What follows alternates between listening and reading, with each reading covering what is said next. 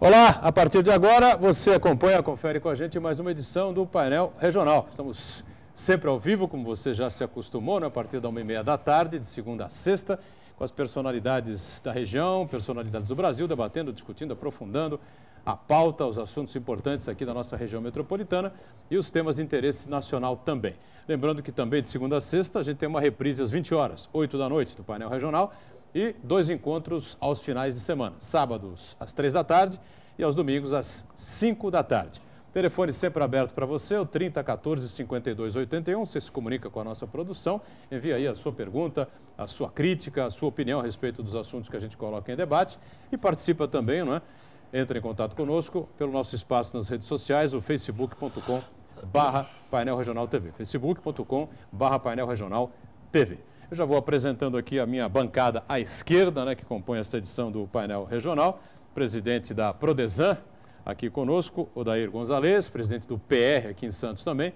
Junto com o Odair, nosso Fernando Wagner Chagas, comentarista político, figura habitual aqui do programa. À minha direita, o Marco Santana, nosso companheiro, jornalista, editor adjunto do Jornal da Orla. Aliás, a gente, na sequência, apresenta sempre os parceiros aqui do programa. Eu começo pelo Jornal da Orla, que circula nesta quinta-feira em formato tabloide e aos finais de semana no formato standard, formato normal. Contagem regressiva é a manchete da capa do Jornal da Orla desta quinta-feira, falando evidentemente sobre o carnaval, o clima de folia já vai começando a tomar conta aqui de Santos. Eu passo aqui ao Odair um exemplar do Jornal da Hora, que na sequência passa lá o Fernando Chagas também, o Marco Santana dá uma revisada aqui, no produto que ele mesmo colaborou e muito para que fosse para as ruas. E a gente confere também a manchete desta edição do Diário do Litoral, o DL, que circula por toda a região metropolitana. A abertura da Ponte Pêncil é adiada de novo, diz aqui a manchete. Estava marcada para março. Diretor regional do DER, Departamento de Estradas de Rodagem, Orlando Arantes, apresentou o prazo agora para 17 de junho. Jogou mais 3 meses para frente, porém não descartou outro adiamento. Por que a gente fica preocupado com a questão da Ponte Pêncil? Porque é uma das ligações importantes de São Vicente, consequentemente de Santos, com Praia Grande e com as rodovias de acesso aí a Mongaguá, Itanhaém e Peruíbe, está gerando aí um problema danado na mobilidade urbana da cidade, consequentemente da região. O Odair recebe aqui, por favor, o diário e passa ao Fernando Chagas. O Marco Santana recebe o Diário do Litoral também. Eu já aproveito para cumprimentar aqui os nossos companheiros de bancada nesta edição, Odair Gonzalez, presidente da Prodesan. Tudo bem, Odair? Prazer revê-lo. Tudo bem, Motorão? Boa tarde a todos. É um prazer estar com vocês aqui novamente. Cumprimentar o Marco Santana, cumprimentar o Wagner e a Ione, que sempre dá muito brilho a esse programa. Cumprimentar todos aqueles telespectadores da Baixada Santista. Fernando Chagas, prazer recebê-lo mais uma vez, Chagas. Está tudo bem? Tudo bem, Boturão. Um abraço a todos, em especial aos telespectadores. Nosso Marco Santana, editor junto do Jornal da Hora, mais uma vez com a gente nesta quinta-feira. Tudo bem, Santana? Tudo bem, tirando o calor saariano aqui, senegalês, que afeta todos nós. Boa tarde a quem nos acompanha ao vivo e boa noite a quem nos acompanha na reprise do Painel Regional. Muito bem lembrado pelo Marco Santana, Como diz o Mantovani, se olha pela janela e estiver de noite, boa noite para você. Se ainda estiver de dia, estamos ao vivo, boa tarde para você, Como gosta o Mantovani, E sempre conosco, atenta aí a tudo que é produzido pelo programa, sua participação pelas redes sociais ou pelo telefone, a nossa Ione Furukawa. Olá, tudo bem, Ione? Olá, boa tarde, Boturão. Boa noite também. Olá aos convidados. Boa tarde a quem nos está nos assistindo. Eu já estou aqui logada no Facebook esperando a sua participação. Suas dúvidas, críticas, sugestões, aqui é a nossa bancada democrática. Pode enviar tudo o que você quiser. E também a nossa produção te espera através do telefone. Muito bem, e só para não deixar passar batido, claro, do mesmo grupo de comunicação do DL, é uma manchete importante, gerou muita polêmica, A gente destaca também aqui o Gazeta de São Paulo, que circula pela região por 250 cidades do estado. Se eu centralizar aqui, pela primeira vez, Alckmin admite racionamento de água em São Paulo. O governador admitiu nesta quarta-feira, ontem, portanto, que São Paulo enfrenta um racionamento de água. Na verdade, não há aí grandes novidades, Eu só achei estranho o presidente da Sabesp, dando uma entrevista à Rede Globo, no final da entrevista, me dizer que temos todos que torcer para que São Pedro acerte o alvo, para que São Pedro jogue água lá no Cantareira, enfim. Eu não entendi bem essa declaração. Está preocupado com o racionamento, Odair? O que você pensa? Não, eu estou seriamente preocupado. Acho que toda a população está preocupada, né? Porque é uma coisa muito séria, né? A água, afinal de contas, a água é a essência da vida, né? E a gente percebe que, ao longo de muito tempo, faltou um tipo de planejamento, né? Para prever essa situação. Já não é de hoje que ela vem com recordes negativos aí de vazamento, né? Quer dizer, a gente está percebendo que as represas estão secando. E a gente não percebe, assim, obras de infraestrutura, investimento pesado na manutenção do sistema. Então, é importante a população se precaver, começar a gastar menos mesmo, independentemente de multa ou não ter multa. Acho que o importante é a consciência de estarmos aí preservando, né? Pensar em termos de aproveitamento de água da chuva, sistema de aproveitamento, né? Acho que é importante isso. Eu tenho até falado que em casa já estou fazendo isso, acho que recomendo que todos façam, porque essa questão é muito importante, é vital sempre essa situação. E Odair, vamos além. Chagas, antes de você comentar, um assunto que diz respeito a você indiretamente, porém indiretamente, né? Você vai saber por quê. Eu vi uma matéria ontem no Jornal da Noite, né? Mostrando um salão de beleza. Né? Mostrando um salão de beleza onde a dona era obrigada a parar o atendimento, a deixar de lavar o cabelo dos clientes, por volta de 15 para 6 horas, a hora que faltava água, parava de cair a água no estabelecimento comercial. Uns meses para cá, começou a parar às 5 da tarde. E agora, na última semana, começou a faltar água às 4 da tarde. Ou seja, os comerciantes também de vários setores, né? O exemplo ali foi um estabelecimento de cabeleireiro, né? Agora, existem muitos outros que afeta a atividade afetam econômica. Diretamente. Né? Não, a questão da água, que eu digo a questão hídrica, ela afeta justamente isso que eu ia falar, a atividade econômica, não só pelo racionamento admitido pelo governador Geraldo Alckmin de água, mas o racionamento que poderá haver também de energia elétrica. O problema hídrico no Brasil, ele é muito sério. Ele pode obrigar o Brasil a diminuir o consumo de água, como o Odair falou, isso é um problema também de conscientização e corre-se o risco, se não chover, e se o Brasil começar a crescer, que esse risco nós não temos por enquanto, o Brasil começar a crescer, né, voltar a crescer. Primeiro nos próximos 4 anos. Né? Provavelmente. Mas a questão aí também é de energia elétrica. Pode haver, se não um racionamento, uma racionalização da energia elétrica. E se isso ocorrer, o Brasil que já não está crescendo, ele vai ter um problema econômico muito grave, que é na questão da água, que atrapalha, como o Boturão falou, o comércio, principalmente a prestação de serviço, e também a questão da energia elétrica, que além de aumentar, promete-se um aumento de até 40% na energia elétrica, vai aumentar o custo e vai diminuir a produção, porque vai ser obrigado a racionar. Então, é como já falaram, vamos ter que rezar para que não falte água, que não falte água nos rios e nas represas, o que nós deveríamos já ter antecipado há muito tempo esse problema que nós estamos vivendo. E também na agricultura, que é o grande consumidor de água. Você vai atingir, inclusive, a indústria de alimentos. Né? Importante que é o nosso exportador, né? O agronegócio, a pecuária. Que é o grande motor da balança comercial.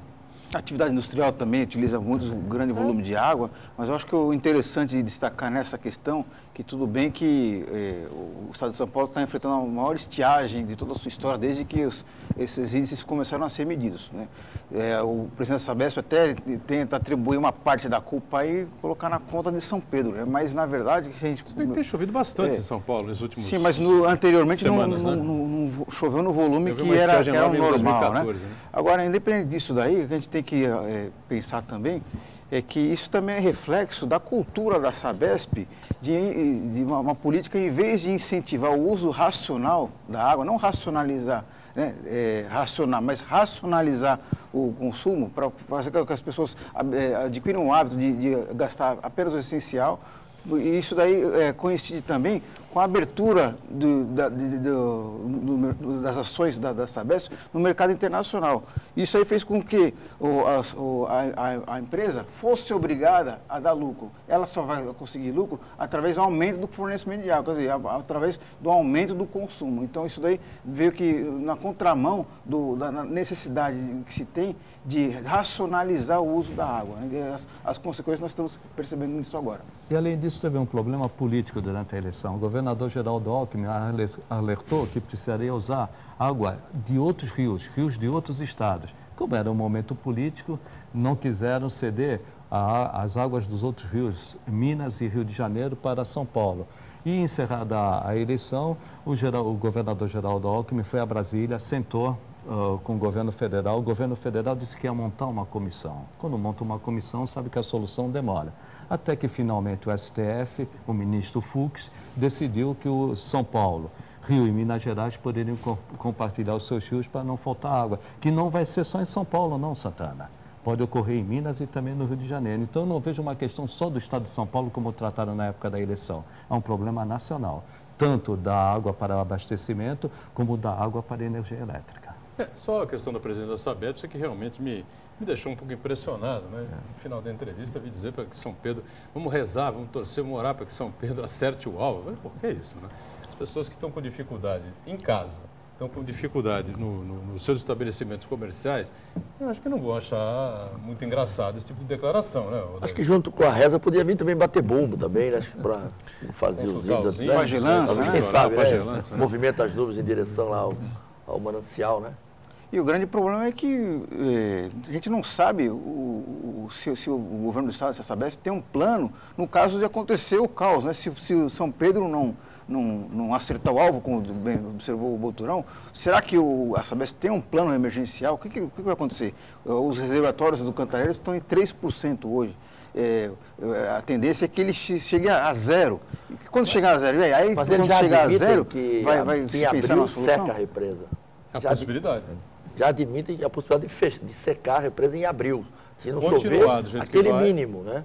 E se chover aquele mínimo, fecha em junho, seca em junho. Então, e se secar, o maior estado da federação. Que é uma situação que as pessoas não estão ainda aqui. A maior reserva do estado é extremamente grave. O Cantareira. Não, e fornece para a cidade de São Paulo, a capital econômica do Brasil, para São Paulo, para o país, no momento de desaquecimento da economia. Pois é, a situação realmente é preocupante, ainda graças a Deus nós tivemos uma situação bastante diferente aqui em Santos, em Cubatão, São Vicente, enfim, né? Guarujá, não sei dizer exatamente, né? Não temos problema de desabastecimento, mas com a chegada aí do Carnaval, enfim, muita gente vindo aqui para a região, Bertioga, principalmente, tem aquele problema de falta de baixa pressão, essa coisa toda aí, né? Não sei o que pode acontecer. Meu caro Dair Gonzalez, a gente acompanha pela mídia aí a manifestação de alguns funcionários aí recentemente com relação a alguns problemas na Prodesan, né? Com relação a esse assunto, tudo devidamente resolvido? Tá, foi mais barulho do que outra coisa. Na verdade, não tinha nem motivo para acontecer o que aconteceu, né? Nós tivemos uma renovação de contrato com a saúde, que colocou umas novas regras e exigiam outros turnos de trabalho por medida de economia, quer dizer, ao invés de para se adequar até o próprio orçamento dela. Então, funcionários, né, cerca de 79 funcionários teriam o seu serviço, o seu trabalho reduzido, a carga horária de 8 para 6 horas. E aí precisaria se fazer alguns ajustes, né? Teve o sindicato presente, quando eu apresentei uma solução, né, de indenizar adequadamente essas pessoas, algo inédito, porque a legislação não permite que se reduza salário. Você tem que mandar embora a pessoa e fazer um outro contato com alguém. E eu não queria mandar ninguém embora, eu falei, não vou mandar ninguém embora. Então, sugeri que fizéssemos a indenização parcial em relação à redução da carga horária, com o aval do sindicato, homologaremos no Ministério do Trabalho, para dar o mínimo de legalidade e essas pessoas se manterem no emprego. Passei essa conversa para os fiscais, né, para que eles levassem aos funcionários que são subordinados a ele, que é da área de limpeza. Mas passaram lá, alguns passaram de um jeito, outros passaram de outro, criaram um terrorismo danado, né? E o sindicato lavou as mãos também, não foi nem na reunião que eu convoquei para participar isso para os fiscais. E aí lançaram um boletim, ofensivo demais até, mas faz parte deles lá. E convoquei uma nova reunião lá na Prodesan, o sindicato foi lá, e falei, o que vocês precisam para entender que eu falei, que eu não vou mandar ninguém embora e que eu vou fazer o que eu estou falando para vocês desde o início. Não, você dá por escrito, eu dou por escrito. E dei por escrito tudo aquilo que eu falei, que vai ser apreciado na Assembleia marcada para hoje, lá no sindicato, onde eles vão ler o documento e falar, leiam como conquista sua aí, da verdade, que agora não vai ser mais ninguém mandado embora, como de fato eu nunca falei que mandaria. Mas eles vão, talvez hoje, dependendo da condução, vai ser tudo certo, eu acredito que eles entenderem que ninguém está sendo mandado embora, e nem será, porque não há motivo para mandar ninguém embora, nem há motivo para nenhum tipo de de susto, as pessoas ficarem inseguras, porque as coisas continuam normais. Não acontecerá nada demais. Odair, eu vi um manifesto na internet que eu acredito que não corresponde à realidade. A privatização da Prodesan. Queria que você se manifestasse. É bom. Eu acho esse assunto muito legal. Foi uma manifestação contrária. Contrária. Não, o pessoal fala assim, alguma análise. A Prodesan vai privatizar a usina de asfalto. Aí eu falei, ela já é privativa. Eu brinquei com ele. Porque a Prodesan, eu falei, é uma empresa de direito privado. Né? Se a Prodesan fosse da prefeitura, desculpa, se a usina de asfalto fosse da prefeitura, né, e ela poderia até falar, estou querendo privatizar, para terceirizar, para agilizar, por vários motivos. Né? Mas ela já é de um ente privativo, ela já é de uma empresa de direito privado, é uma empresa de economia mista. Né? Então ela já é de propriedade, a prefeitura não tem nada lá, ela só tem as ações da empresa, lógico. Mas quem gerencia, quem é proprietária, é a Prodesan, que é uma empresa que explora a usina de asfalto. Como é que eu vou privatizar o que já é privativo meu? Vou privatizar o meu carro? É meu, não é? Então essas coisas totalmente sem sentido, né? Mas é uma demonstração de falta vamos colocar isso também. Aí botaram lá, vai privatizar a usina. E ainda citaram 2 editais, né? Eu falei, qual foram esses editais que eu não lembro antes? Eu teria que ter assinado isso. Foi declarado deserto porque não teve interessado. Eu não vi nenhum disso, nem o edital soltei. Né? Então isso aí é ruim, isso aí porque acaba descredenciado, porque o sindicato é muito sério. O Macaé é uma pessoa séria, eu gosto muito do Macaé. Né? E isso aí, às vezes, da forma como é colocada, descredencia uma atuação de respeito que o sindicato sempre mereceu. Né? O sindicato é uma pessoa, eu gosto muito deles lá, eu tenho uma relação, não é só profissional, não. Nós conversamos bem, convivemos em alguns ambientes, é uma pessoa que eu tenho muito respeito por ele. O Macaé é uma pessoa que tem muito respeito. E eu sei que ele não embarca nessas aventuras, mas aí sabe como é que é, aquela turba, aquela confusão, o pessoal acaba colocando, né, esses itens totalmente desnecessários e que acaba descredenciando uma luta séria. Né? E tem acionistas minoritários, a Prodesan, né? O que prova que ela é de direito privado e é uma sociedade anônima. Nós temos um anônima. conselho de administração que nós nos reunimos constantemente e tem assento ao conselho o acionista majoritário, que é a prefeitura, e tem assento ao conselho o representante dos acionistas minoritários, que no caso hoje, há muito tempo, é o Lupércio Mussi, que aliás é um advogado muito competente, extremamente batalhador e contestador, que eu lembro, ele sempre votava contra qualquer decisão, está nas atas, questionava, e graças a Deus ele falou assim, ó, o Odair, eu voto tudo a favor, está lá nas atas, lá, ele tem até declaração de voto de louvor. É o presidente do... O Lupércio. É o presidente do... O Lupércio ele é membro do Conselho de Administração. Membro do Conselho de Administração. Então, não só ele tem apoiado as nossas ações, como ele ficou até, não sei se surpreendido, ele falou assim, olha, eu estou muito contente e quero declarar um voto de louvor aí, a atuação da diretoria. Então, isso me enobrece, fico até contente, né? Não é nem para falar isso aqui, mas o assunto está na pauta, né? E a gente temos convivido assim, de uma forma muito harmônica, né? Não só com os acionistas, com o acionista majoritário, que é a prefeitura, com o prefeito, né? E com os minoritários também, que estão percebendo que a gente está tratando o dinheiro da empresa com responsabilidade. As ações estão tendo resultados, né? Então isso aí é importante para todo mundo, para a cidade, né? Que tem na Prodesan um patrimônio. Né? Muito bem. Santana, alguma coisa a completar nesse bloco ou não? Eu gostaria de saber, quando o Odair assumiu, anteriormente eu vi no programa, ele disse que a situação que ele pegou na Prodesan era bem delicada, com um passivo muito grande. E ele vinha, à medida do possível, tentando equacionar, renegociar dívidas, um diálogo com os servidores. No começo de 2015, qual que é a situação hoje da Prodesan em termos de passivo? Bom, como eu estou para fechar o break aqui, a gente vai para o intervalo, o Marco repete aqui, você permite? Me libera? Eu fico satisfeito com essa liberação e extremamente honrado com isso. Né? E passando uma mensagem importante aqui da própria Prefeitura de Santos, que diz que o tradicional concurso da Rainha e Princesa do Carnaval vai acontecer no próximo sábado, depois da manhã, portanto, dia 17, a partir das 9 da noite, lá na Arena Santos, na Avenida Rangel Pestana, 184, Vila Matias. Ingressos gratuitos vão ser distribuídos, já estão sendo distribuídos hoje, quinta-feira, nas quadras das escolas de samba. As 4 candidatas vão se apresentar nos seus trajes de gala, não é? Traje de banho e também fantasia. Vamos para o intervalo e voltamos em instantes com o painel regional.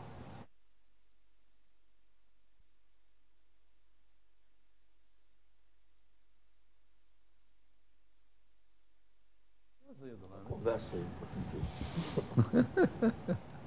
Vamos de volta, segundo bloco de mais uma edição do nosso painel regional. Muita satisfação recebendo aqui o Odair Gonzalez, presidente da Prodesan e do PR, né, o Partido da República aqui, diretório de Santos. Fernando Chagas também ao lado do Odair e aqui à direita o nosso Marcos Santana, editor adjunto do Jornal da Hora, acompanhado da Ione Furukawa. Santana deixou uma pergunta aí no bloco anterior, situação geral da Prodesan hoje, seria isso, né, Santana? Isso, é que historicamente a situação da Prodesan sempre foi muito delicada financeiramente. O senhor, quando assumiu a direção da empresa, admitiu isso daí e anunciou uma série de ações aí para equacionar a questão do funcionalismo, dívidas trabalhistas, dívida com fornecedores. E no começo de 2015, como é que começa a Prodesan? Ó, nós continuamos em dificuldade, a empresa continua em dificuldade, mas assim, tudo aquilo que nós fizemos, nas ações que fizemos em 2013 e 2014, todos os compromissos que assumimos, parcelamos tudo, nós estamos honrando todos eles. Estamos conseguindo honrar todos os compromissos que firmamos, não deixamos de pagar fornecedores, até 31 de dezembro temos tudo desse jeito, né? Pagamos todos os tributos, né? Os tributos do mês, os tributos que foram objeto de refis, tributos que foram parcelados em outras épocas também, não foi só eu que fiz, não. As diretorias anteriores também tiveram alguns momentos que consolidaram lá a dívida e estavam pagando também. Mas todos aqueles que nós firmamos, todas aquelas que estavam aquelas pendências elevadas, também estamos cumprindo rigorosamente. E eu volto a afirmar, no fim do governo Paulo, se a gente estiver lá ainda, né? Mas eu não, mas se continuar outro que venha, e que continue com essa mesma filosofia, no fim do governo Paulo, a Prodesan deverá ter um dispêndio a menos em torno de R$1 milhão por mês. Do primeiro governo Paulo? Do governo do Paulo, primeiro, estamos juntos lá, né? Mas então, no fim desse mandato do Paulo, ela terá um dispêndio a menor, de compromissos assumidos e que estão sendo honrados, em torno de R$1 milhão mês. A partir do mês que vem, de abril agora, é em torno de uns R$300 mil de parcelamentos assumidos que vão se extinguir, né? Então, o passivo continua, né? São números grandiosos, né? Os impostos eram números grandiosos. A consolidação foi em tudo quanto é tributo federal. Então, está lá, 200 e tantos milhões, né? Então, impressiona. Mas ela vai estar totalmente equacionada, é pagável, está tudo bem controlado, né? E nós estamos pagando rigorosamente em dia todos os fornecedores, pagando os impostos e pagando os compromissos com funcionários, aqueles que vão vencer, enfim. A Prodesan está com dificuldade porque é uma luta constante, né? E a luta constante não é só pagar a dívida. A luta constante é a manutenção dos contratos, é mostrar todo dia a eficiência da empresa, que merece aquele contrato, é brigar com o secretário municipal, brigar no bom sentido, né? Quando se vai discutir a renovação do contrato, mostrar que aquele contrato é justo, que o trabalho está sendo bem feito, porque você sofre questionamento, né? Você sofre alguns questionamentos. E aí você tem que estar sempre se impondo. Eu vou dar um exemplo. O banheiro da orla da praia. Não é a Prodesan, fique claro, que é a responsável pela limpeza dos banheiros da orla. E eu recebi algumas críticas, até de pessoas ligadas a mim. Pô, vocês não limpam aquilo lá? Não é nada disso. Então, por que não falta papel higiênico, falta uma série de coisas, não é isso que estavam reclamando? A empresa que faz, pedir o nosso orçamento, ela é muito maior do que a empresa que está lá. Então, a empresa, para ganhar, dá um preço qualquer, né? Aliás, a Prodesan, quando ela absorver serviços de limpeza de policlínicas, de todas as unidades de saúde, algumas escolas, centros de convivência... Isso a Prodesan faz? Ela faz. Policlínicas? Por que ela fez? Porque as empresas que estavam fazendo quebraram. Não pagava funcionário, não pagava salário, não pagava ninguém, deram golpe, bote e tal, sumiram todo mundo. A Prodesan foi lá, assumiu, criou um departamento para isso, está toda hoje estruturada para isso, e está dando resposta positiva. Você vai numa policlínica, você tem algo bem avaliado, é a limpeza. Você vai no pronto-socorro, algo bem avaliado é a limpeza, né? E a mesma coisa, então você pega o nosso orçamento para aquele limpeza dos banheiros que deram agora em função da emergência, é muito maior do que o que está sendo cobrado lá. Com aquele dinheiro que está lá, ele não pode fazer nada. O pessoal ganha para quê? Para ganhar concorrência. E depois o que vai fazer, não sei, é outro problema. Porque acho que serviço público é a casa da Maria Joana. Então limpa de qualquer jeito, não põe papel higiênico, fala que roubaram, pode ter roubado mesmo. Mas você tem que prever que vão roubar ou põe uma pessoa na porta. Tem que haver uma punição para esse tipo de situação? A gente tem... Com relação a essas licitações aí, você está dizendo que a empresa dá o preço para ganhar a licitação. E depois ela vai ver como é que consegue cumprir o contrato. E muitas vezes não consegue. Aí alguns têm condição de fazer o aditivo, os tais aditivos, famosos aditivos, outros não têm condição, quebram. Esse é um dos problemas. As pessoas entram no negócio desse, as pessoas entram no negócio desse pensando assim, olha, mas aí depois eu vou aditar, eu vou crescer e tal. Só que o governo não quer isso, o governo não quer fazer o contrato e quer manter o contrato. Claro. Vai aditar se aumentar o serviço, não vai aditar porque é pouco, ele já tem que avaliar isso antes. Apenas porque o preço foi menor do que o devido. É isso aí. Aí você não consegue realizar. Ganha a concorrência e não consegue cumprir aquilo que o contrato, que reza no contrato. E aí fica por isso mesmo. Se o governo aumenta a gama de serviços, justifica-se um aditamento, uma proposta de aditamento, e você vai fazer adequações daquilo que está sendo aumentado para o valor do serviço que foi oferecido, nas mesmas bases que estão no contrato, por valores unitários. Né? Assim, agora, chegar e dar um preço e pega e depois não faz... E em relação a isso que o Boturão falou, e a empresa? Não cumpre e não tem nenhuma pena. Tem essa pena. A pena chega até a rescisão contratual. Mas quem se prejudica com a rescisão contratual? É justamente o munícipe, o usuário. Quem se serve do equipamento. No momento que chega numa policlínica, a higiene não está adequada, quem tem que se responsabilizar? Claro, e quem tem que responsabilizar é a prefeitura, quando na realidade foi a empresa que ofereceu um preço menor do que o devido e não arca com as despesas. Se houvesse uma multa severa, grande, que realmente arrebentasse a empresa, ou que a proibisse de participar de novas concorrências públicas, né? Ela se torna inidônea, né? Nos próximos para 20 município, anos. Mas isso é previsto em lei, uma das alterações que a lei das licitações precisa, né? Porque hoje a prioridade que é o menor preço, mas todo mundo sabe que muitas vezes o barato sai caro, porque não tem milagre. O problema está aí, o menor preço, né? O critério é menor preço. Esse é o problema, menor preço. Então, eu acho que a lei das licitações precisa ter uma alteração para também aferir a qualidade do produto e serviço a ser entregue, porque a gente viu muitos problemas com relação ao material escolar. Teve uma empresa aqui em Santos que ganhou a concorrência para fornecimento de material escolar pelo menor preço. Quando demorou muito para entregar, e quando entregou um material muito menos qualidade do que exigiu o edital.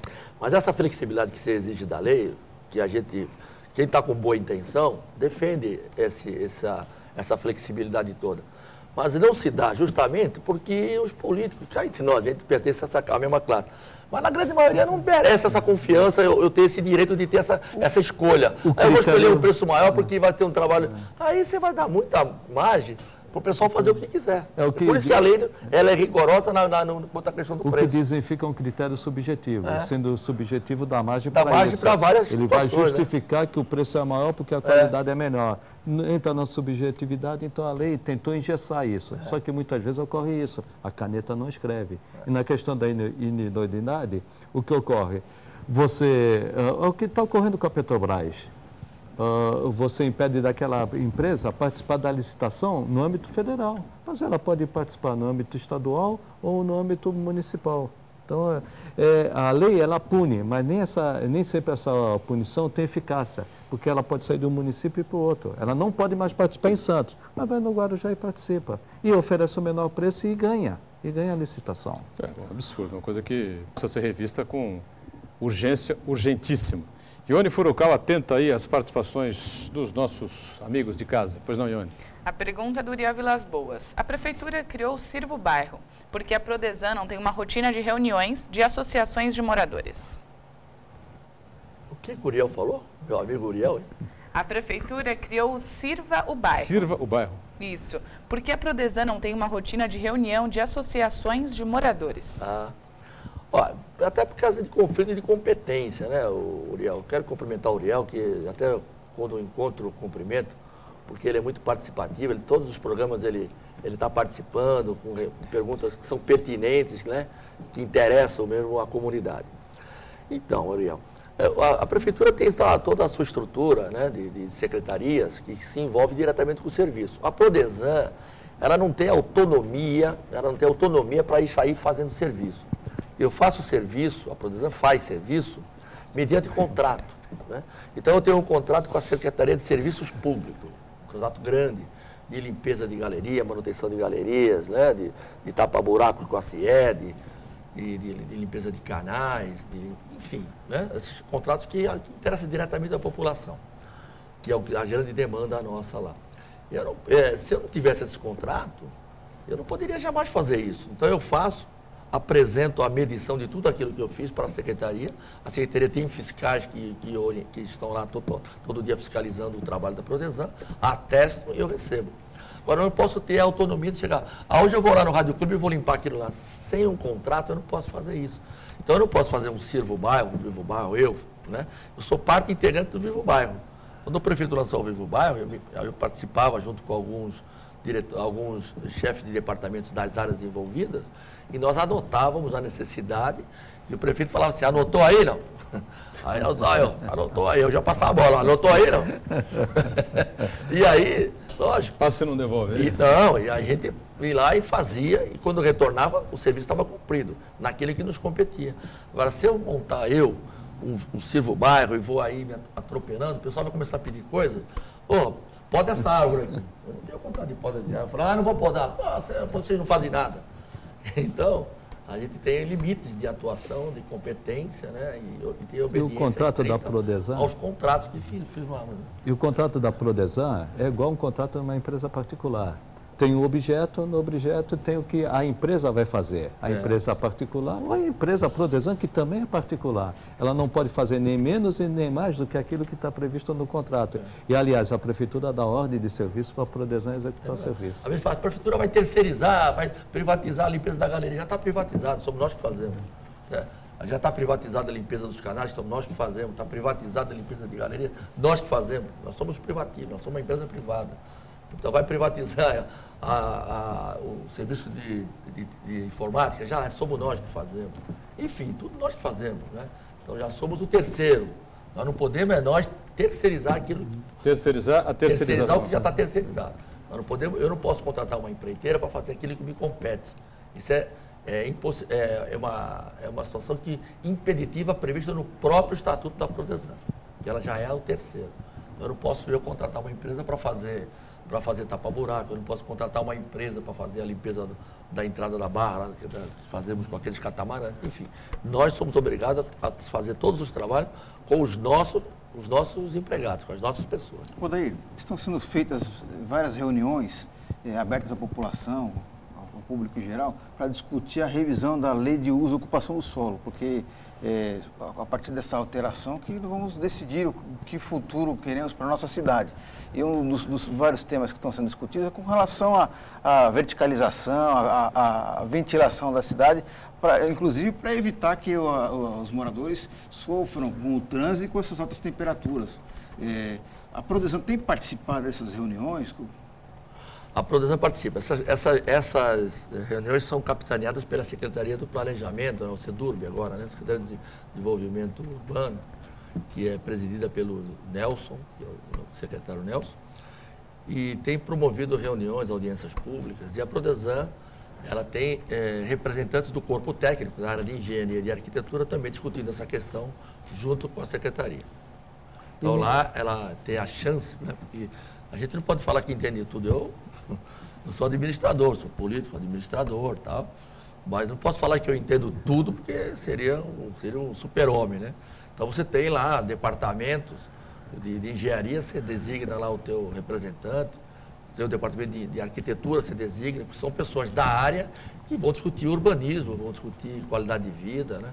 E nível de igualdade com aqueles que estão lá na Secretaria de Planejamento. E aí leva para a população as propostas que foram tiradas do papel e espero que a gente consiga melhorar a qualidade de vida mesmo da cidade, né? Dos nossos munícipes. Porque, de fato, eu moro num bairro, saiu no jornal de hoje, que está extremamente abafado, né? O bairro da Pompeia, hoje, com aquelas edificações e permitidas por lei, enormes, né? E quadradas, né? Retangulares e tal. De fato, a gente estava lendo a explicação técnica hoje, que, se não me engano, o Carriço falou no Jornal da Tribuna, e tem sentido, né? A questão do posicionamento dos ventos, né? Você, quando ele bate, ele vem uma situação perpendicular, quando ele vem do mar, ele vem, bate na parede e volta. Se você dá alguma flexibilidade, como aquele prédio que está sendo feito o posto 2, onde era o Pão de Açúcar, você percebe que ele tem umas ondas assim. Então, é lógico, até para um leigo como nós, entendermos que o vento por ali circula, né? Então, há uma tendência de mudar a arquitetura, né, o sistema arquitetônico, para poder fazer essa movimentação. A cidade, de fato, está abafada. Outro aspecto, aproveitando uma carona no que o senhor estava falando, em relação às altas temperaturas, ventilação, um aspecto que precisa ser analisado com muito carinho é a questão da arborização da cidade. Porque todo mundo, quando faz calor, reclama que calor não tem uma sombrinha, mas a maior parte dos munícipes é o primeiro a pedir para tirar a árvore da frente de casa, da frente do comércio, porque atrapalha a fiação, porque quer ampliar a garagem. Então, eu acho que é um aspecto que precisa ser revisto. Por exemplo, no trecho onde mora minha mãe mora ali na Epitácio Pessoa, perto do Canal 5. Quando eu morava com ela, faz um certo tempo, tínhamos ali umas 8 árvores. Hoje tem uma árvore. Quer dizer, isso daí não é um caso isolado, isso aí se reflete toda a cidade e a consequência disso daí, não só o aumento da temperatura da cidade, que as pessoas não têm sombra para se abrigar, como também quando acontecem chuvas de maior volume, como a gente verificou alguns dias atrás, acontecem as enchentes, né? Arborização da cidade, a gente para o rápido intervalo, daí responde na sequência ao Marcos Santana. Voltamos já já.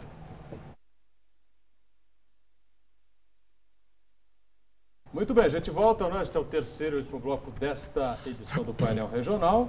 Participando aqui conosco o Odair Gonzalez, presidente da Prodesan e do PR aqui de Santos, ao lado do nosso Fernando Chagas, também Marcos Santana e a nossa Ione Furukawa, já com mais perguntas dos telespectadores, né? Falávamos sobre a questão ambiental aqui da cidade, a questão da direção do vento aqui em Santos, né? Essa discussão que o CMDU, o Conselho Municipal de Desenvolvimento Urbano, vem travando aí, através do poder público, empresários, enfim, né? E o Santana falava da arborização da cidade, né? Isso, se é necessário fazer uma revisão, né, no plano de arborização, na escolha de espécies, na questão da poda das árvores, porque hoje verificamos uma parte desse aumento da temperatura se deve à falta de árvores para poder fazer transpirar e fazer o que reduza a temperatura ambiente naturalmente. Tá.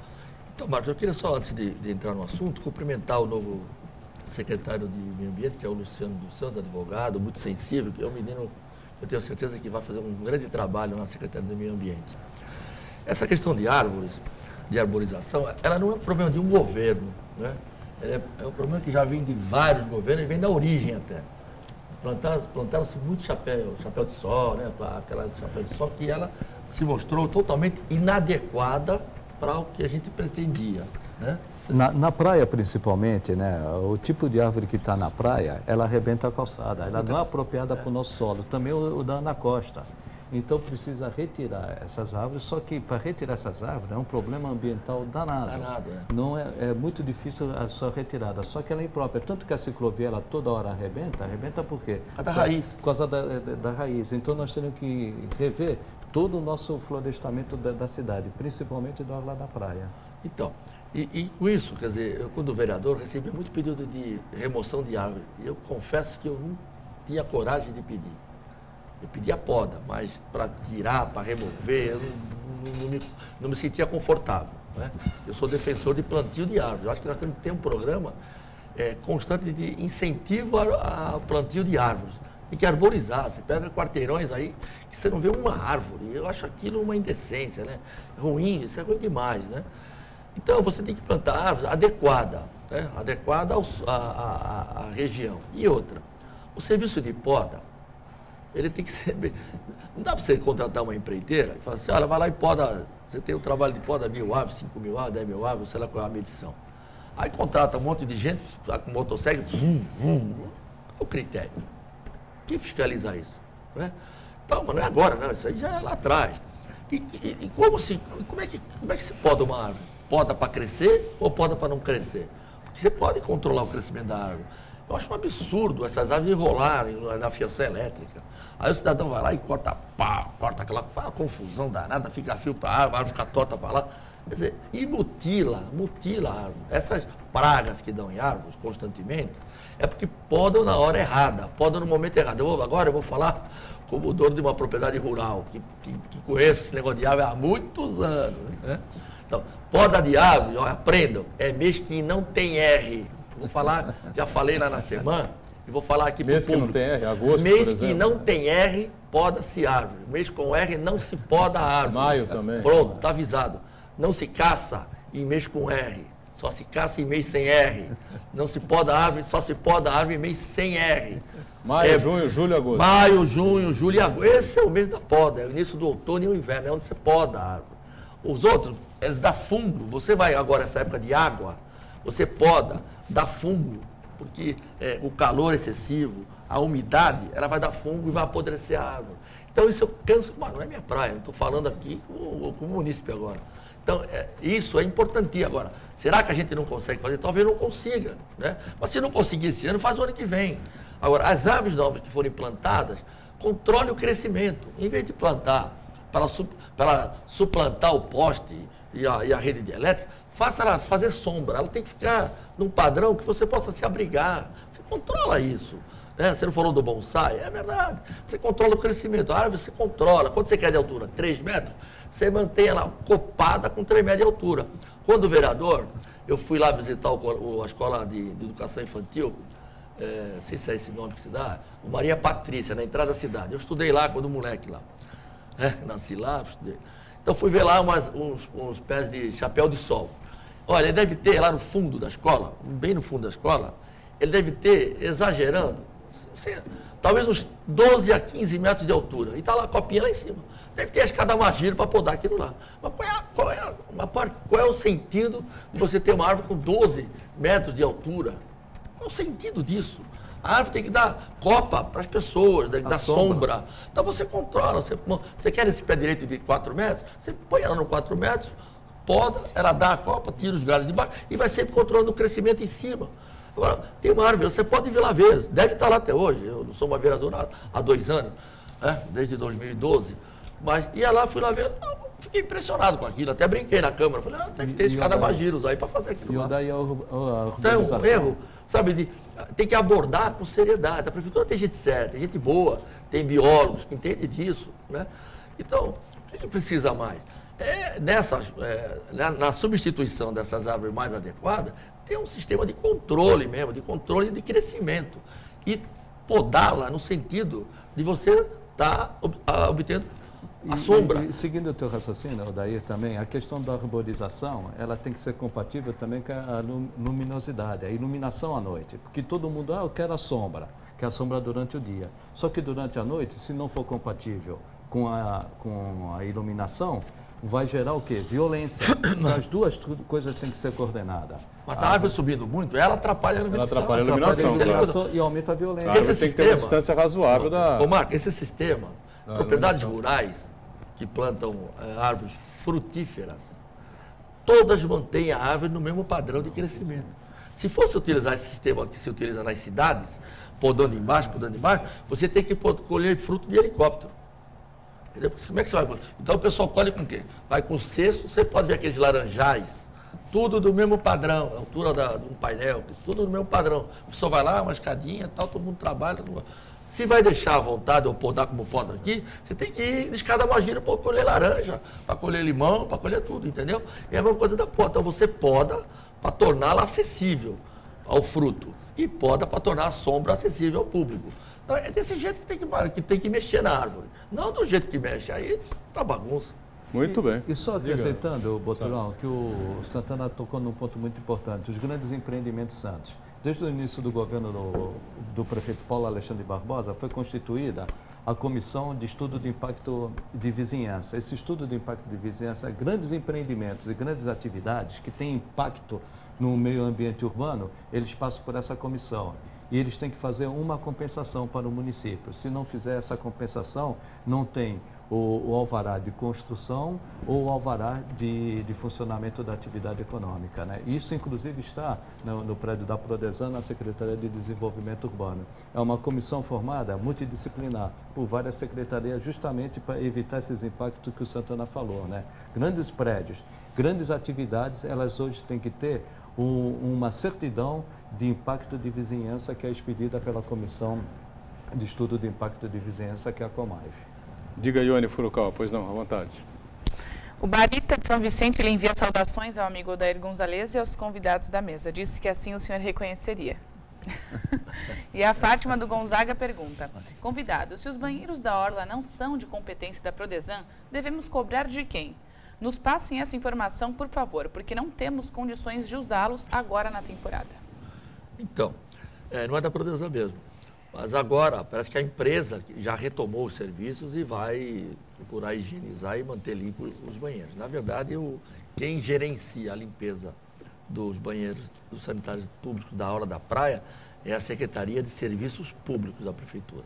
Né? Mas aí acho que não tem muita dúvida, não. O município tem que procurar a ouvidoria municipal e fazer essa reclamação. Ela perguntou quem gerencia. Agora, se tiver dúvida, lógico, na ouvidoria ela recebe reclamações de toda sorte, né? Então ali é um dos... Mas é que talvez ela queira uma resposta muito mais rápida, né? Ela queira a resposta a quem que eu falo diretamente porque eu quero resolver agora, né? A quem eu me dirijo. Então, aí... A ouvidoria, ela forma processo, vai e volta e dá a resposta, mas dá a resposta depois de 15 dias. Né? Então, às vezes, a resposta é demorada. E ela quer falar na hora, estou reclamar para quem? Vai reclamar, aí é para um funcionário que está lá fiscalizando em nome da Secretaria de Serviços Públicos da Prefeitura de Santos. Perfeito. Mais alguém aí conosco, Ione? José da Ponta da Praia. Seu Odair, quais são os serviços que competem à Prodesan na cidade? Gostaria de sabê-los para não cobrar injustamente, já que, como os convidados disseram, tudo depende de contrato. O Odair já fez uma relação aqui, mas só para completar, né? Eu já falei bastante sobre isso. É limpeza de galeria, limpeza de canal, tapa-buraco, fiscalização de todo o serviço da Orla da Praia, da cidade como um todo, né? Serviço de informática para a prefeitura. Sabe, projetos de engenharia, usina de asfalto, limpeza de todas as unidades de saúde, SECONs, algumas escolas. Tudo isso aí é de responsabilidade da Prodesan. Muito bem. Odair Gonzalez preside aqui em Santos também o PR, né, o Partido da República, que dá sustentação ao governo. Dá sustentação, não é? O governo Dilma, não é, Odair? Não está na oposição, não, né? É o governo Paulo Alexandre. Aqui nós estamos falando de Paulo Alexandre Barbosa, claro. E no governo do Estado dá sustentação ao governo Alckmin. Tem vários partidos que estão aí nessa posição aí, situação encrencada aí. Por isso que dá essas confusões. Eu sei que você é contra o apoio ao PT, ao governo federal, você se posiciona várias vezes aqui, enfim, né? E como é que está vendo aí esse quadro todo, essa dificuldade toda? O presidente Dilma aí ficou segurando o ministério por conta da divulgação da lista aí de deputados, ex-deputados, ex-parlamentares. O Lava Jato. Na questão do Lava Jato, enfim. Eu vejo o governo federal, eles estão... Eu não acredito mais nada desse governo federal, isso é uma primeira introdução, né? Esse arranjo que está se fazendo para obter maioria consensual, para que possa governar, que isso aí é histórico, é secular, e não é só daqui do Brasil, está sendo feito de uma maneira, eu estou percebendo assim, muito pessoal, quer dizer, está ligado. O próprio governo federal, através da sua mandatária lá, que é a presidente Dilma, né? E está tendo as conversas com alguns partidos e está escolhendo... Tem uma divisão, né, dentro do próprio PT. Exatamente. Então está ela escolhendo as pessoas do quadro e pondo quem ela acha que quer. Muitas vezes não são então, dobradas do PT. Essas pessoas que ela está colocando, às vezes não são as melhores, não são as mais indicadas, né? E não tem consenso nem dentro do próprio partido. Então, o que eu sinto? Que está havendo uma divisão dentro dos partidos que apoiam a Dilma e, mais ainda, em alguns setores que não podem ser esquecidos, do próprio Partido do Trabalhador. Porque nós todos sabemos, a presidente Dilma, ela não é do PT de origem, ela é PDT. Né? E, em algum momento, isso aí aflora. Né? E, às vezes, alguns partidos têm até um sentimento antipetista. E ela está sentindo, eu percebo, agora, um pouco de raiva daqueles petistas que estão sendo alijados nessa composição de governo. Então eu persinto que ela vai ter dificuldade. Daí, com toda a tua experiência de parlamentar e também já trabalhou muitos anos no Executivo, ela está tentando isolar o PMDB nesse presidencialismo de coalizão, que ela entende que ela é refém do PMDB e está fazendo com partidos pequenos, até criando novos partidos, que agora se fala no antigo PL voltar, né, de uma outra forma. Pelo Kassab. Pelo Kassab. É uma forma correta tentar isolar o PMDB para não ficar refém do PMDB? Olha, eu aprendi um pouco nesse negócio, assim, você para crescer, você tem que, ninguém é político sozinho, né? Você é político de partido, de um grupo, né? E quando você forma um grupo, você tem que manter o grupo junto com você, você tem que ter o grupo com você. E para você ampliar, você pode ampliar desde que o teu grupo esteja unido com você. Se você pensa em ampliar, criar novos espaços e abandonar o teu grupo, você fica sem base, né? Então, isso, o que está acontecendo, né, é que quando ela vai, quem é aliado dela de primeira hora é o PMDB. Né? Ela conhece o PMDB mais do que eu, que você, que todo mundo, porque ela convive com ele não é de hoje. Ele já foi vice-presidente da República, o Michel Temer, já junto com ela no primeiro mandato, e que apoia o governo já há muito tempo, desde o governo Lula. Então, ela não pode, ela tem que prestigiar quem está junto com ela na primeira hora. Como o Paulo, por exemplo, que trabalha direitinho, prestigia quem está no governo, porque estiveram junto com ele, são partidos aliados. Na hora que ele vai partir para um aliado que não o apoia na eleição, o PSB recentemente, ele está agregando alguma coisa ao governo sem atingir as pessoas. Sem prejuízo daqueles aliados. Né? Então não dá para você fazer isso. Eu lembro, contar uma história.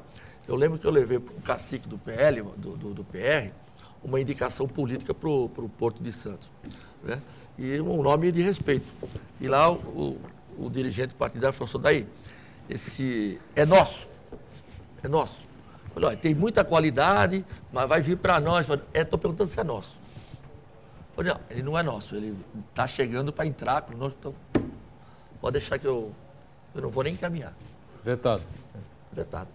Entendeu? Ou seja, então tá certo. Quer dizer, você tem que ter o teu. É que nem, falar uma bobagem aqui, que nem o cara que tem amante, né? E dá tudo para deixar a mulher pobre, abandonada, e o cara fala, por quê? O cara não quer, o cara destrói o lar dele, pô, né? Então é uma coisa errada, né? Tudo errado isso aí.